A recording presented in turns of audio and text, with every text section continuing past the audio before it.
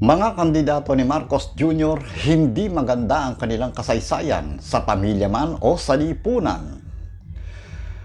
Mayor Abigail Binay at ang kanyang kapatid na si Junjun Binay nag-away sa harap ng kanilang ama at sa loob pa man din ng simbahan.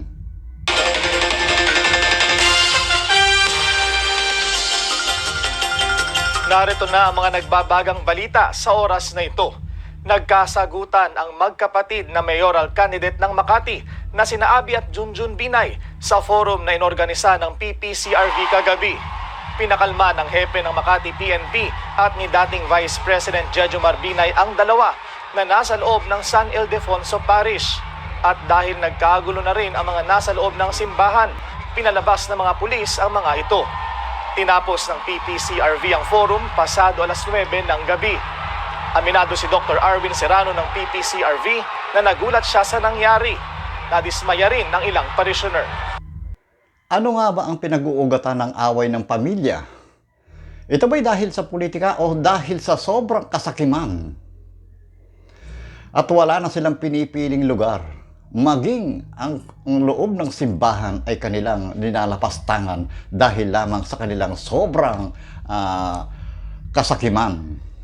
At pagkatapos, ito na naman si Marcos Jr., inendorso ang mga ganitong klase ng tao. Pakinggan natin. Ang susunod naman ay sumabak din sa Kongreso. Wala sa pulyeto ang pruweba ng kanyang kagalingan. Nasa lungsod na mahusay niyang pinamamahalaan. Mga kababayan, Mayor Abi Binay, hindi pwede ang pwede na, dapat better.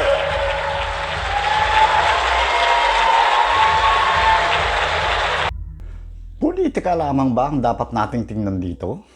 O dapat din nating isaalang-alang ang kahalagahan ng pamilya?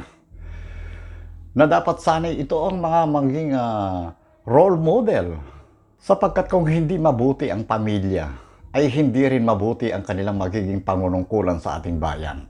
Kung kaya dapat piliing maigi ang mga taong may dangal at may katapatan sa paglilingkod sa ating bayan.